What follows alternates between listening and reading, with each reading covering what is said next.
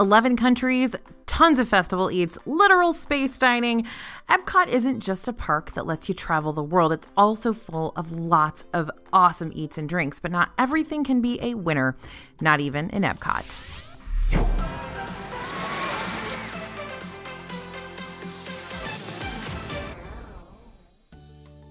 Hey everybody, it's AJ for Disney Food Blog. When it comes to Disney World food, I like to think of myself as your personal backseat driver, shouting at you to make a left now because there's some super good treats up ahead. But sometimes my role as backseat driver also means letting you know which food to steer clear of. Disney creates some really delicious treats, lots of great restaurant food, but some really do miss the mark or just aren't worth your money, or maybe aren't right for you. So ready to find out which ones you can skip in Epcot? Let's get into it. Okay, you don't want to waste your time, money, or stomach space on underwhelming basic theme park food when there are so many better options out there. This especially applies to our beloved Epcot. There's so much good stuff to eat here, it's not worth wasting your resources on stuff that doesn't taste good. So let's talk a little bit about popcorn here. It's a traditional Disney snack, so much so that collectible souvenir popcorn buckets sell out in the blink of an eye or cause fans to line up in droves just to get their hands on limited release buckets like Figment. That was bizarre. Now, I'm not going to say regular buttered popcorn isn't a great snack, but I am going to say that there are definitely more interesting options in Epcot. You can find buttered popcorn in all the Disney World parks, but Epcot is one of the very few places where you can find flavored popcorn. Over at the Canada Pavilion's popcorn cart, you can try maple popcorn for just over $6. If sweet popcorn isn't your thing though, the gourmet popcorn options in your journey into imagination with Figment and World Celebration are another great unique choice when they're available. Sometimes you can find freshly popped in 3 flavors: cheddar cheese, buffalo blue cheese, and sour cream and chives. We love when these are available. They're not always there though, and they tend to hop around once in a while.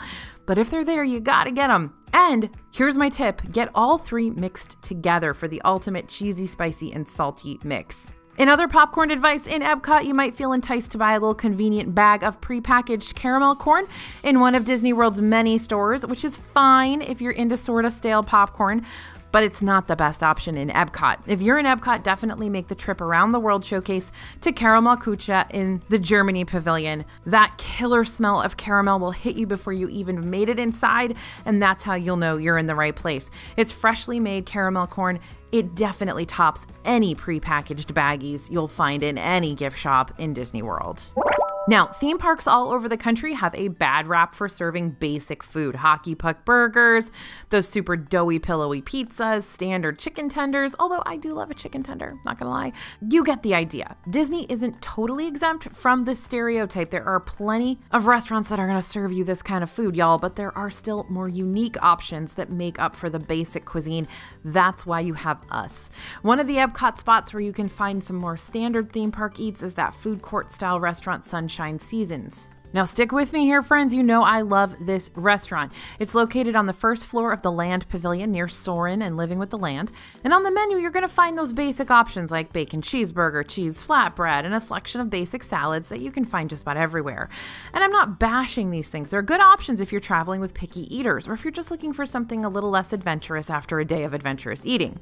But if you're still on the hunt for more unique food, Sunshine Seasons can provide that too. That's why I like them. They're versatile. If you order the Land Crusher, for example, you'll get a cheesy pulled pork sandwich served on 2 hearty slices of Texas toast. You can also order the plant-based jackfruit gyro with tzatziki sauce. If you're looking for something more healthy and less cheesy, this might be the way to go, though I, for one, believe cheese is healthy in other ways. It's healthy for your soul. And if you're really craving pizza, burgers, or just something on the simpler side, there are restaurants throughout Epcot that specialize in those types of items really well. For all your pizza needs, hit up the Italy Pavilion, grab a slice of Pizza Al Taglio when it's open, or at Via Napoli if you have time for a sit-down meal. That really is some of the best pizza in Disney World. For burgers, sandwiches, and other comfort foods, Regal Eagle Smokehouse in the American Adventure Pavilion, that's going to provide you with an array of barbecue options that are influenced by some of the states that do barbecue best, like Missouri, Tennessee, North Carolina, Texas. Got someone in your group who's craving fries? Consider kicking your basic fries up a notch by getting some poutine at Refreshment Port, located near Canada. And what if you want a hot dog? Sure, you can get a plain old hot dog with chips from Refreshment Outpost for just under $10. But if you keep strolling on over to the Germany Pavilion, you can get a bratwurst served with sauerkraut and house-made paprika chips for less than $1 more. The point here is not to influence you to stray from the treats you love, but just to enjoy them in maybe a better way. I'm not here to yuck anyone's yum. I just want you to know there are other options out there, because that's the kind of people we are.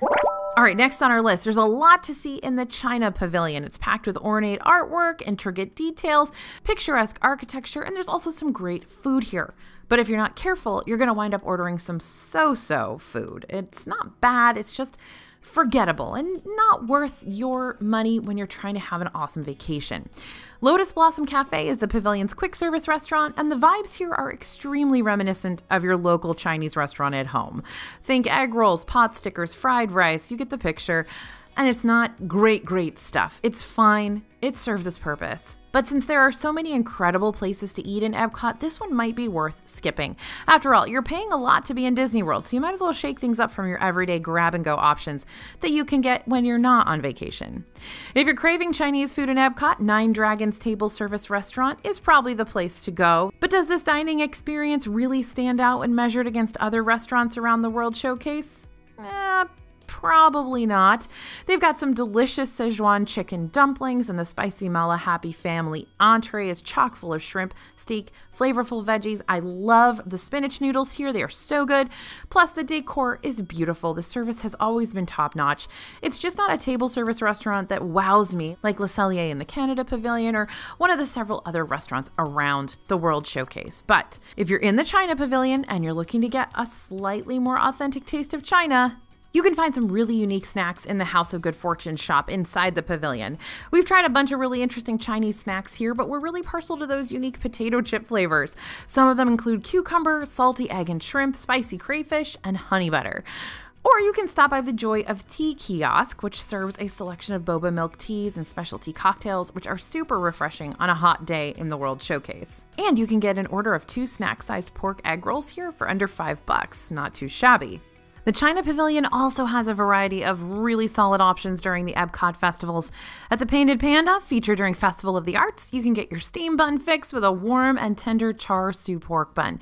Then you can wash it all down with the help of a panda boba tea, which is traditional milk tea with added black and white boba balls. During last year's Flower and Garden Festival, the China Pavilion had its Lotus House booth, with a variety of options like shrimp and water chestnut-filled potato cakes, bonbon chicken skewers with sesame and peanut sauce, and house-made crab and cheese wontons.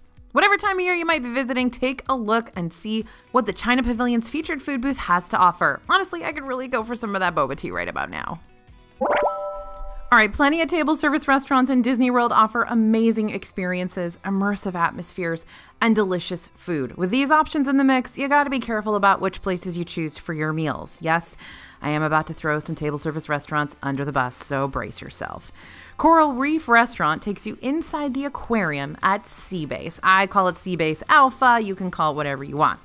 Seriously, you're surrounded by the aquariums. It is so cool. And how often do you get to dine with the fishes, right? On the menu, you're going to find options like seared mahi-mahi, seared salmon, shrimp and grits, and they're accompanied by hearty sides like risotto and mashed potatoes. Sounds great, right? Unfortunately, our meals here have been pretty hit or miss, and honestly, it's most likely miss. And for those high menu prices, you really don't want to gamble on your seafood when you could literally walk over to Yorkshire County Fish Shop in the UK Pavilion and order a basket of fish and chips for a much cheaper price and be kind of guaranteed a good piece of fish. Your kids might be impressed by the turtles and manta rays and sharks swimming by, but they can see that in the Seas Pavilion itself, minus the hefty price tag of some mediocre food. Ready for an absolute hot take? Okay, good. Let's talk about Space 220 for a second. From the moment you step onto the Stellarator and blast off 220 miles above Epcot, you are completely immersed in the intergalactic theming of this restaurant. And the food isn't bad. In fact, we got members on this team who still haven't stopped talking about the Blue Moon cauliflower appetizer here. But Space 220 is way too expensive for what you get food-wise. Both the lunch and dinner menus for the main dining room feature prefixed prices. For lunch, you're going to pay a flat rate of $55 per adult for an appetizer and entree, and for dinner, you're going to pay $79 for an appetizer, entree, and dessert. If you're not too keen on the whole pay a whole lot of money for just so-so food and theming that's nice, but you kind of got your fill of it in the first 15 minutes, then I'd say Space 220 is probably a one and done experience, unless you just can't get enough of that epic space theming, which, can't blame you there. But if you do want to experience Space 220, which you absolutely should, you should go at least once, but you don't want to pay those prefix prices, then make a reservation for the lounge. You have lots of great menu options there. You get the same theming that you do if you eat in the regular dining room. It's literally just the lounge is on the side of the dining room. It's the same thing. And you don't have to pay $80. You just sort of buy a lounge item and a drink. And there you get the theming and you paid a lot less. Another restaurant in Epcot that hits the target with its atmosphere but kind of misses the mark when it comes to price and quality food is San Angel Inn Restaurante in the Mexico Pavilion. By the way, some of you want me to say San Angel, some of you want me to say San Angel. There we go. I said both of them. Hopefully everybody's happy. This dimly lit restaurant is surrounded by Mayan ruins just along the side of a winding river, not too far from an overlooking volcano. Along this river, you'll see guests in boats riding Grand Fiesta Tour, starring the Three Caballeros, and on the menu, you'll find fairly traditional Mexican dishes, which again, come at pretty high prices. This restaurant isn't explicitly bad. I've had great meals here, but much like Coral Reef, it's pretty inconsistent, which isn't always a risk you want to take when you're shelling out over $30 for one entree. Service here can also be pretty hit or miss for me. Now, if you're in the market for a beautiful atmosphere and some decent Mexican food, then this might be fine for you, but there are definitely safer options out there in terms of bang for your buck. One of those is still in the Mexico Pavilion, but on the outside of the pyramid instead of inside it. La Cantina de San Angel has similar options to San Angel Inn, like tacos, empanadas, margaritas, but this is a quick service location, so you don't have to worry about the price tag for these grab-and-go options being quite so steep. But if you're bound and determined to dine alongside the Grand Fiesta Tour in the dimly lit setting of San Angel Inn, go for it. One of the bigger draws of San Angel Inn right now is the 50th anniversary celebration Fiesta Pyramid dessert. It is stunning and fun and delicious and expensive and a little violent. This shareable dessert is made up of Mexican mousse and toffee served atop a tres leches cake with vanilla ice cream, and all on top of that is a chocolate pyramid covered in bright iridescent shimmer. And you get to break it open with a spoon. It's the stress reliever we never knew we needed, but it's really good, even though it's really expensive. Now, looking for some solid table service options that deliver, three of my personal favorites are Le Cellier in the Canada Pavilion and the Land Building. That's my favorite. Both of these deliver when it comes to delicious and hearty eats. Le Cellier comes in clutch with options like the Canadian cheddar cheese soup, which is iconic, and those top-tier steak cuts that'll make you cry. They are so good. Also love the mushroom risotto here. It is phenomenal. It's also on the kids menu, which is strange, but wonderful. And you've got all your comfort foods over at Rose and Crown, like the bangers and mash, which is what I always get there, and the shepherd's pie, along with, of course, fried fish. But I'm also a sucker for that Chippendale Harvest Feast at Garden Grill. Well, those fresh veggies straight from Epcot's greenhouses, the sliced turkey breast, the mac and cheese. Yeah, of course I'm going to mention the mac and cheese, but it's a really, really good restaurant. It's a fun restaurant. You get to see those characters so many times, and the food really is delicious. So if you're struggling finding a place to eat in Epcot, let this be your guide to think twice about restaurants that are super appealing to the eye, but maybe not the stomach or wallet. In Epcot, there's an infamous drink also that you can find at Club Cool in World Celebration. And if you're a diehard Epcot fan, you probably already know what I'm talking about. That's right, it's Beverly. Club Cool is the spot in Epcot where you can find and sample different sodas from all over the world.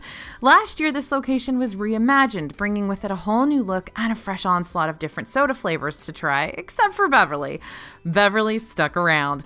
This is an Italian soda that's supposed to be consumed before eating to help aid digestion, but let's be real here. Drinking Beverly might steer you away from wanting to eat at all. This soda is exceptionally bitter and bubbly, but here's the thing. I'm not going to tell you to not try it, and that's for 3 reasons. 1, it's a rite of passage. You try the Beverly, and your Epcot initiation is complete. 2, it's free, so you're literally not going to lose anything if you hate it. 3, some people really do love this drink and the bitter qualities that it possesses. You might just wind up loving it. I'm not one of those people, but don't let me speak for you. But while you're there, make sure to try those other new flavors too, like the Bon Bon banana anglaise from Madagascar, the Minute Maid Joy apple lychee from Korea, and the cucumber Sprite from Russia. Another easy skip in Epcot, any packaged snacks or munchies that you can easily find at home for much cheaper. This is a good rule of thumb in any Disney park, to be honest, but I'm going to mention it now because it's important. Packaged chips, pass. Candy bars, pass. Those big sticky lollipops, hard pass. If someone in your family is going to freak out because they have to have their daily Doritos, buy them beforehand and bring them into the park with you so you aren't paying $3 for a tiny bag of air. Epcot is the home of year-round festivals too. And that's a great choice over any bag of Lay's potato chips. These include the Festival of the Arts, the Flower and Garden Festival, International Food and Wine Festival, and the Festival of the Holidays. Among these are hundreds of specialty drinks and eats, but how do you know which ones to go for? Well, as longtime festival goers, we literally don't miss a single festival and we literally buy everything at every one. We know which booths consistently offer reliably delicious eats. Generally speaking, you're going to find solid options in France, Mexico, Ireland, Japan, and China throughout the various festivals. Sometimes the booths will surprise us and make a comeback after previous disappointments or dishes that missed the mark. If you're visiting one of Epcot's festivals, do your research, figure out which booths you want to hit up, and find out what menus are on your must-try list. You know, here at Disney Food Blog, we eat everything on day one. We have a Best of the Fest video that goes up where we'll tell you everything we loved. And over at DisneyFoodBlog.com, you can find photos and reviews of every festival booth from the past 10 years to figure out which items you want to try if they return during the festival you're going to. On the opening day of each festival, stay tuned to our site for all the reviews as well as that Best of the Fest. And we also put that Best of the Fest up on video and social media, so you can find it anywhere you follow us. Not every festival dish can be a home run, so don't miss out on the great options by failing to prepare. Now, as much as I love being your backseat food driver, at the end of the day, you're the one behind the wheel and picking where you want to eat in the parks. So look over menus, decide what Epcot foods are going to make you and your stomach the happiest during your Disney vacation, and be sure to be nice to your wallet. You only have so much money to spend. Be sure to spend it well. Thanks for listening, everybody, and thanks for watching. As always, this is AJ for Disney Food Blog, and we'll see you real soon.